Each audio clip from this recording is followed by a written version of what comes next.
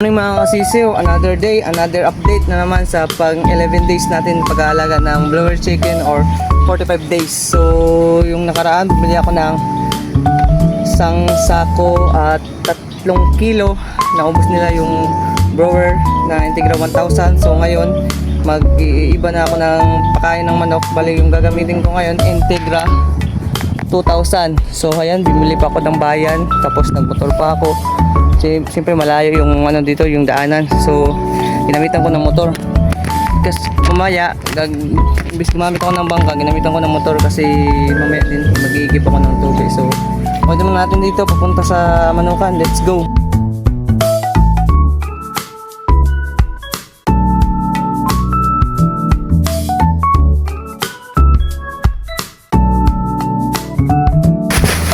Ayun na. So ito yung tulugan ni Kuya. Ngayon mga kasisiw. Tapos tignan muna natin yung chicken doon, kung ubos na ba yung tubig nila or wala pa. Wala yung tubig ngayon, so magigib ako gamit bangka kasi nga malayo yung bigyan namin dito. Tsaka pa mga kasisiw, ayun na, paubos na. Magigib ako gamit bangka. Mahirap kasi gumawa yung bubon dito mga kasisiw, maalat. Ito kasi yung ilog yan mga kasisiw, banda doon. Tapos doon naman yung dagat, kaya mahirapan ako maggawa ng bubon. Baka or ano, baka sayang din yung pagod kasi maalat din. Di din mapakinabangan ng mga manok. So ginagawa ko, naghiram ako ng bangka sa Uncle Bumbo. Tapos yung ginagamit ko, pangigib naman ng tubig. Pupunuin ko yung laton, tapos mga galon. Ayun na, tapos papakainin natin yung sisiw. So let's go. Tignan muna natin dito kung may tubig pa ba sila o wala. Kailangan natin madalhin mga kasisiw kasi hangang sila. So ayun mga kasisiw, wala talaga silang tubig, tapos pakain nila. Yun, so kailangan natin madalhin. Let's go. May nagpapa-shoutout sa atin mga kasisiyo sa si Francis Cornelio from Barangay Aslom. So magigib tayo ng tubig ngayon. Ito yung bubon namin na pinag-igiban ng tubig mga kasisiw. Tapos ito yung mga galon ko. Tapos dadal namin doon sa doon sa palisiwan namin. So let's go.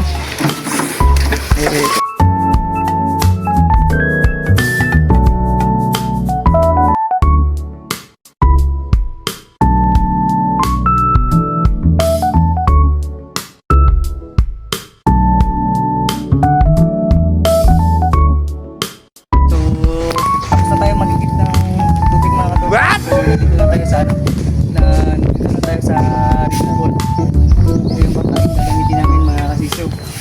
Kukunin na natin ang tubig yan. Pagkatapos yan, dito na tayo pupunta sa Manukan.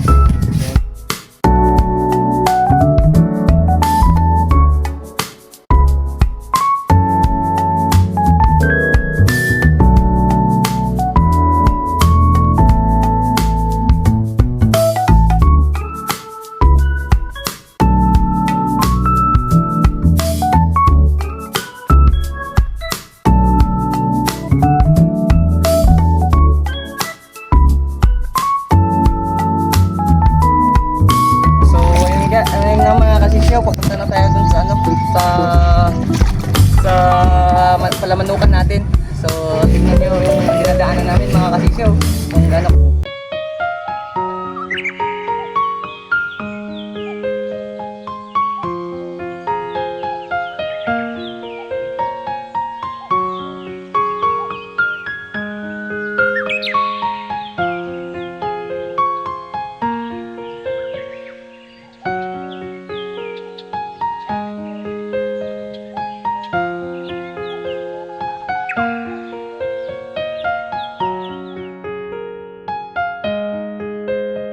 So ayun nga mga kasisiw, nakadating na tayo dito sa palamanukan natin. So yung tubig na ito lalagay natin doon. So tara, samahan nyo ako.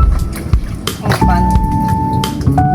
Kaya na ito kahirap mga kasisiw yung sistema namin dito. Magkakapot ng tubig. Wala talaga yung namin. So let's go. So ayun mga kasisiw, nandito na tayo sa palamanukan natin.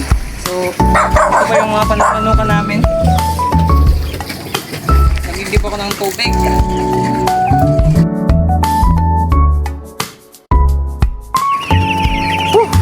Dami na naman, ubos na naman yung tubig nila mga kasisyo, kaya muna natin sa paglilinis nila mga kasisyo.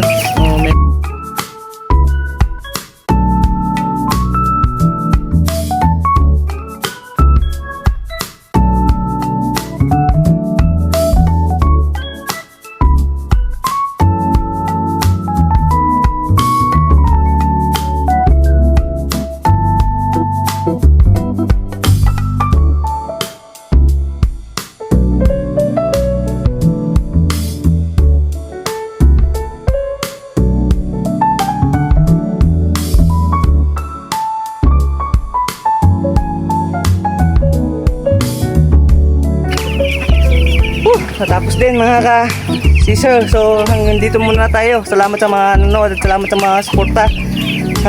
Ingat kayo palagi. Tapos itry nyo din ganito para natin malaman natin kung ano ba talaga yung ginagawa natin. Ba't tayo nag-aalaga nito. So good luck and God bless sa lahat.